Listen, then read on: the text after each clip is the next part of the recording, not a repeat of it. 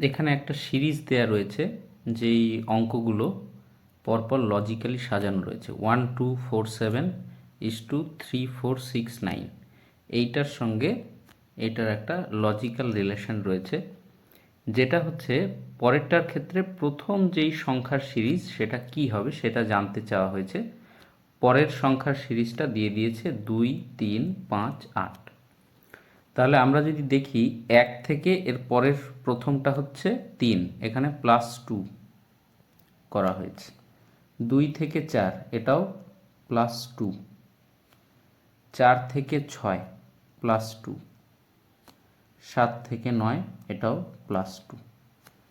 তাহলে পরের সিরিজটাতে পরের যেই সিরিজটা আছে সেটা দেয়া আছে। তাহলে আগেরটা কি হবে?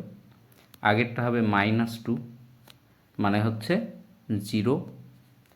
3 থেকে আবার যদি -2 করি তাহলে হচ্ছে 1। 5 থেকে যদি -2 করি 3, 8 থেকে -2 করলে 6। তাহলে সঠিক উত্তর হচ্ছে অপশন এ। নিচের সংখ্যা জোড়াগুলির মধ্যে কোনটি বাকিদের থেকে আলাদা? এইখানে 4টে সংখ্যা রয়েছে। এই সংখ্যা জোড়াগুলির মধ্যে 3টে একই রকম, একটা অন্যদের থেকে আলাদা, সেটি কোনটা আমাদের বের করতে হবে।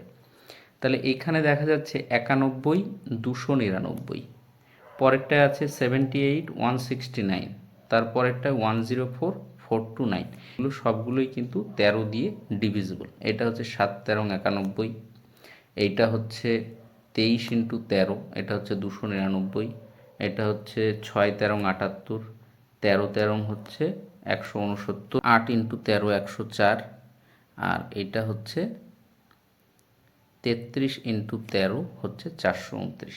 এই 120 আর 560 এই দুটোই কেবলমাত্র 13 দিয়ে ডিভিজিবল নয়। সুতরাং বাকিদের থেকে আলাদা যেটা সেটা হচ্ছে অপশন এ। এখানে 9টা সংখ্যার মধ্যে 8টা দেয়া রয়েছে, একটা বের করতে হবে, সেখানে জিজ্ঞাসা চিহ্ন। চিন্তা করি তাহলে 16 14 এটা দিয়ে তৈরি করতে হবে 210, অথবা 16 এবং 210 থেকে কোনো অপারেশনের মাধ্যমে, অর্থাৎ যোগ বিয়োগ গুণ ভাগ যাই হোক, সেটা দিয়ে 14 তৈরি করতে হবে। অথবা এরকমভাবে ভাবতে পারি যে 16 এবং 14 এর মধ্যে যোগ বিয়োগ গুণ ভাগ যা করে হোক 210, যেই লজিকে আমরা আনবো পরেরটার রোটার ক্ষেত্রেও কিন্তু একই লজিক অ্যাপ্লাই করব এবং তার পরেরটাতেও একই লজিক অ্যাপ্লাই করব। তাহলে এইখানে যদি 16 থেকে আমরা 1 বাদ দিয়ে দিই তাহলে কত হচ্ছে? 15। 15 × 14 কত হবে? 210। -1 করে দিই তাহলে কত হবে? 13। 13 × 12 কত হবে? 156। তেমনি -1 করে দেবো, কত হবে? 11।